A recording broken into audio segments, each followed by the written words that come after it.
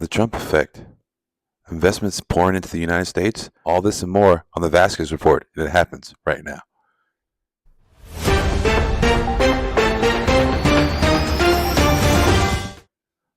Trump has led the United States into economic boom, with the United States investments reaching nearly $3 trillion, as Fox News reports, along with Hyundai announcing a $20 billion investment into the United States as well. Take a look. Today we're delighted to report that Hyundai is announcing a major $5.8 billion investment in American manufacturing. The new steel plant in Louisiana is part of an even larger $21 billion investment Hyundai will be making in the United States over the next couple of years. With your leadership, Mr. President, Hyundai Motor Group is proud to be a stronger partner in America's industrial future. We are really proud to stand with you.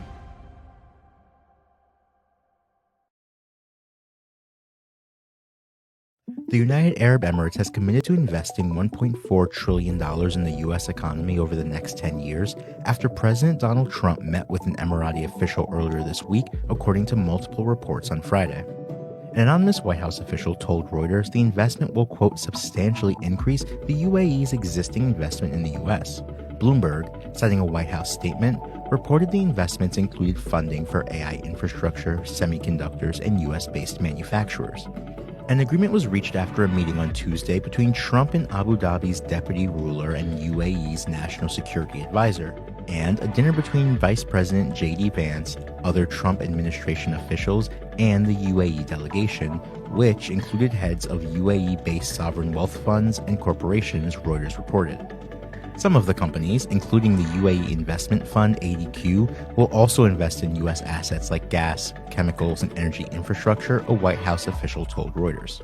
Abu Dhabi's deputy ruler said earlier this week he met with Trump to discuss, quote, opportunities to strengthen the long-term strategic partnership between the UAE and U.S., which included the UAE's commitment to, quote, strengthen economic ties with the U.S. by investing in AI, technology, infrastructure, and healthcare.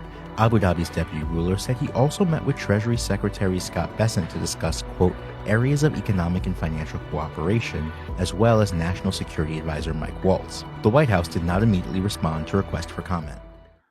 This is what I voted for. All these companies and foreign entities and what have you are moving their production into the United States and pledging billions of dollars into the United States, and an economic boom, almost $3 trillion, which is more than Biden ever got into the United States during his whole term.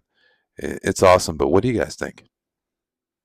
Kash Patel announced a task force that's going to handle the Tesla riot. According to a post on X, FBI Director Kash Patel has announced that he's launching a task force to look into the bombings, the shootings, and the destruction of property at Tesla outlets worldwide. Take a look. FBI Director Kash Patel reveals in an interview with Terry Gowdy that the FBI, under his direction, has caught 3 out of the 10 FBI's most wanted list. All right, Director, it's only been a month, but it's been a busy month. And I think part of your success is the good relationship you have with your colleagues, whether it be John Ratcliffe, whether it be Mike Walz. Mm-hmm. I mean, it is a really good national security team. But update us on some things, some highlights of your first month that maybe we missed. I really appreciate this. This shows what the men and women of the FBI can do when they have leadership who are in lockstep with the national security mission of safeguarding our citizens. Just in the last 3 weeks, Trey, the FBI has arrested and brought to justice, thanks to the Department of Justice and Pam Bondi, 3 top 10 of the FBI's most wanted. Let me just say that again. Not 1, not 2, but 3 of the FBI's most wanted top 10 are now in custody because of our relationships with folks like Director Ratcliffe and Secretary Hegseth and Rubio, and the list goes on. But we've also returned to justice in just 1 short week's time one of the architects of the Abbey-Gate explosion that killed 13 of our service members. We did that in 1 week, flying through multiple countries and going into Pakistan and utilizing our liaison relationships and the leverage that we have, thanks to great guys like Johnny Ratcliffe, and getting a modicum of justice to the American people. And just to put that in perspective, those folks have been on the run for 4 years. And in the last 12 months before I got into this seat, Trey, do you know how many top 10 FBI's most wanted were arrested by the FBI? 0. That's the difference. Yeah. 4 weeks in, we got 3, and we're just warming up. It's amazing what competent leadership can do, and FBI is really turning around, along with DOJ as well.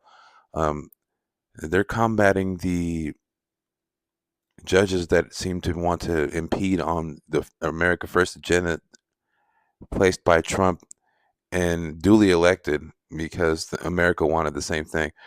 So let me know what you guys think, though. Do you think the DOJ and the FBI are headed on the right track? Do you think America is as well? Let me know in the comment section below. Don't forget to like, share, and subscribe. And if you get any value from this video, please buy us a cup of coffee. We would deeply appreciate it. Secretary of Defense and National Security Advisor Mike Walz are under fire after a signals chat with sensitive information about attack plans was leaked to The Atlantic. The Atlantic journalist Jeff Goldberg somehow gained access to the signals chat and was privy to the sensitive information. Let's see what they have to say about it. Pete Hegseth, Mike Walz, and Jeffrey Goldberg. Let's check it out. Here to do. Nobody's texting war plans. Well, I noticed this morning, out came something that doesn't look like war plans. And as a matter of fact, they even changed the title to attack plans because they know it's not war plans. There's no units, no locations, no routes, no flight paths, no sources, no methods, no classified information. You know who sees war plans? I see them every single day. I looked at them this morning. I looked at attack plans this morning. You know who does attack plans and war plans? Men like that admiral right there, Paparo for the Indo-Pacific, or Eric Kurilla, our general in CENTCOM. They do attack plans and war plans. And thank God we have those leaders who do it and do it well, and our enemies know it. That's their success. So they want to focus on this. It's embarrassing, yes. We're going to get to the bottom of it. I just talked to Elon on the way here. We've got the best technical minds looking at how this happened. But I can tell you for 100%, I don't know this guy. I know him by his horrible reputation, and he really is a bottom scum of journalists. And I know him in the sense that he hates the president, but I don't text him. He wasn't on my phone, and we're going to figure out how this happened. So you don't know what staffer is responsible for this right now? Well, look, a staffer wasn't responsible, and look, I take full responsibility. I built the group. My job is to make sure everything's coordinated. But how did the number? I mean, I don't mean to be pedantic here, but how did the number? Have you ever had somebody's contact that shows their name, and then you have somebody else's number there? I never make those mistakes. Right? You got somebody else's number on someone else's contact. So of course I didn't see this loser in the group. It looked like someone else. Now whether he did it deliberately or it happened in some other technical mean is something we're trying to figure out. So what do you make of that? No classified material and no war plans, the White House says. Well, I mean, war plans are I've detailed I've detailed without including particulars or technical issues what was included. It was a timeline of coming attacks, the weapon systems used in these attacks, some very specific targeting information, who they are trying to kill. Okay, let me just state that. Who they are trying to kill in the next 2 hours. To me, that sounds like an attack plan. That sounds like a war plan. That sounds like this is what we're going to do, and we haven't done it yet. They understand that they're about to send Americans into harm's way in order to achieve this national security goal. Look, it's obviously material. There's a covert CIA operative named on the thread, right? So I mean, well, I withheld her name from this. They named somebody who's an active CIA officer in this thread. I withheld it. I didn't put it in the story because she's undercover. But I mean, the CIA director put it into the chat. But so that's clearly classified information, though. Covert CIA. Look, by any standard of imagination. CIA Director John Ratcliffe refuted the claims by the editor of The Atlantic, Jeffrey Goldberg, when he was questioned by Congress. Check this out. You know, there's so much talk about this Atlantic article and about things that were said and that could have happened instead of a focus on what did happen. So my responsibility as CIA director, one of its responsibilities is to kill terrorists. And that's exactly what I did along with President Trump's excellent national security team. That's what we should be focused on. With regard to that article, I also would appreciate the opportunity to relay the fact that yesterday I spent 4 hours answering questions from senators as a result of that article that were intimating that I transmitted classified information because there were hidden messages. Those messages were revealed today and revealed that I did not transmit classified information, and that the reporter, who I don't know, I think intentionally intended it to indicate that. That reporter also indicated that I had released the name of an undercover CIA operative in that signal chat. In fact, I had released the name of my chief of staff, who is not operating undercover. That was deliberately false and misleading.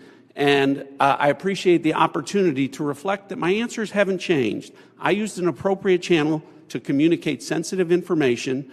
It was permissible to do so. I didn't transfer any classified information.